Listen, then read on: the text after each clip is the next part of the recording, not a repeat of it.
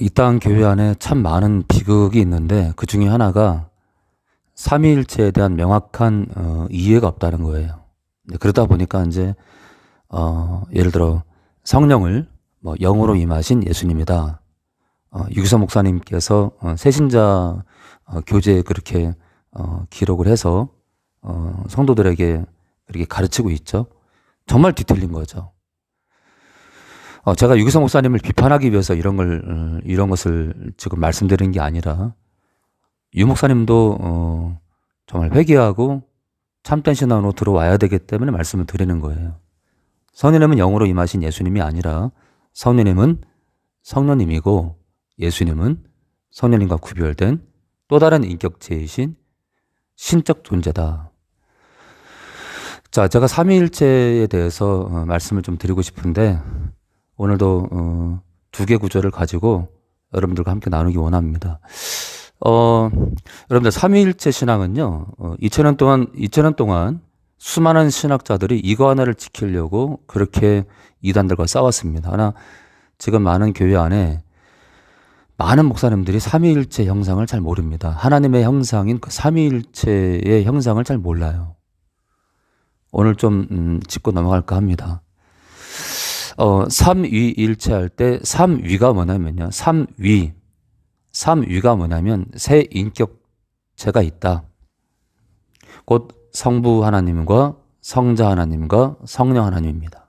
그런데 왜 삼위라고 했냐면 이 세 인격체가 사람의 인격을 소유하신 이 신적 존재인 성부와 성자와 성령이 같은 인격이 아니라 서로 구별된 인격이라서 삼위다라고 표현합니다. 그럼 일체는 뭘까요? 그런 세 인격적 존재인 이 신적 존재 성부와 성자와 성령이 영원전부터 떨어질 수 없는 공존의 하나다 또는 연합된 하나다, 뗄래야 뗄 수 없는 하나다. 같다가 아닙니다, 여러분들. 같다가 하나로 공존하신다라고 성경은 계속 증거합니다. 그렇기 때문에 삼위일체를 부정하는 자는 이단입니다. 예를 들어서 성령님께서 예수님이다 라고 말하는 자는 이단이라고요. 그러면 우리 사람이 그 삼위일체 형상을 닮은 이 땅의 유일한 존재인데 어떻게 닮았을까요? 사람 영이 있고 혼이 있고 육이 있잖아요. 그런데 하나님의 삼위일체 형상을 닮아서 영과 혼과 육으로 결합된 연합된 하나인데 영은 혼이 아니고요. 혼은 육이 아니고 육은 영이 아니에요. 그러니까 영과 혼과 육은 서로 구별돼요. 서로 같은 존재가 아닙니다. 인격이 구별돼요. 그런데 사람은 영혼 육이 연합돼서 한 사람입니다. 한 사람. 그렇다고 영혼 육이 없습니까? 각각 있습니다. 그런데 사람은 하나입니다.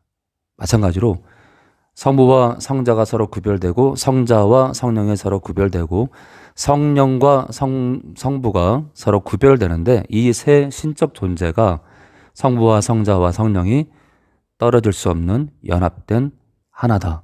그래서 사람의 형상과 하나님의 형상이 닮았습니다. 그러니까 우리 사람의 삼위일체 형상이 하나님에게서 온 것이다. 오늘 구절을 보면서 예수님과 성령을 자꾸 같다라고 하는 그런 분들이 계시는데 이제 이렇게 되면 이런 교회들은 예수만 얘기해요. 예수님을 사랑하고 예수님만 추구하면 당연히 성령 충만해진다. 당연히 성령께서 함께 하신다라고 가르치지만 거짓말입니다. 예수님만 추구하면 성령이 저절로 충만할까요? 새빨간 거짓말입니다. 성령은 예수님과 구별된 다른 존재이기 때문에 성령님도 의지하고 예수님을 의지하는 것처럼 성령님을 의지하고 성령님과 연합해야 됩니다. 오늘 그것을 증거하는 구절을 좀 보여드릴까 합니다.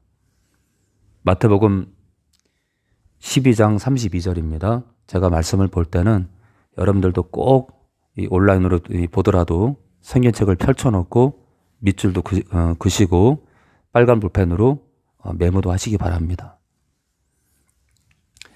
또 누구든지 말로 이 인자는 예수님이죠. 예수님을 거역하면 사하심을 얻되 예수님을 거역하면 용서가 된대요.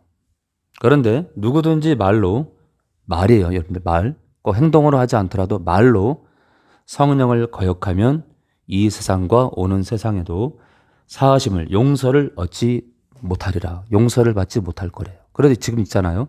이 구절에서 예수님과 성령을 구별하고 있다는 거예요. 구별이요. 예수님과 성령을 구별하고 있다.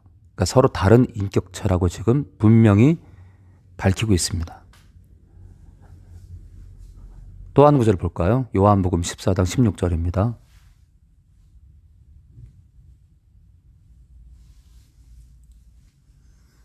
내가 아버지께 구하겠으니 이 아버지는 아버지 하나님이에요. 여러분들 성부입니다. 그가 아버지 하나님께서 또 다른 보혜사, 우리 예수님께서 원래 보혜사죠. 돕는 자죠. 그렇죠? 그런데 나 예수가 아버지 하나님께 구하겠는데 그가 아버지 하나님께서 또 다른 보혜사, 내가 보혜사로 왔는데 또 다른 보혜사를 너희에게 성도들에게 주사 영원토록 성도와 너희와 함께 있게 하시리니. 여러분들 이 구절에서 지금 성령, 이 또 다른 보혜사는 성령을 뜻하는데 성령님을 예수님께서는 자신과 다른 인격체로 소개합니다. 또 다른 보혜사랍니다. 그러니까 자신의 인격과 구별된다. 고로 예수님과 성령님은 같은 존재가 아니라 다른 인격을 소유하신 신적 존재라는 겁니다. 고로 예수님만 추구하면 되고 예수님만 사랑하면 되고 예수님만 바라면 된다라고 그러면 자동으로 성령 충만해지고 자동으로 성령께서 우리의 발걸음을 인도한다라고 가르치는 목회자가 있다면 가짜입니다. 그리고 또 있잖아요. 성령님을 영으로 임하신 예수님이다. 중간 빼버리면요. 성령님은 예수님이다라고 가르치는 그런 교사나 그런 목회자가 있다면 그도 가짜입니다. 2000년 동안 수많은 신학자들이 이거 하나를 지키기 위해서 목숨까지 내놓았는데 이 중요한 진리를 많은 목회자들이 지금 변질시키고 있고 교회 안에 많은 성도들이 이 삼위일체를 깨닫지 못해서 예수님과 구별해서 성령을 의지하지 않음으로 인해서 사단의 밥이 되고 있다는 거예요. 믿음에서 떠나고 있고요. 온전한 믿음 가운데 거하지 못하는 영혼들이 참 많습니다.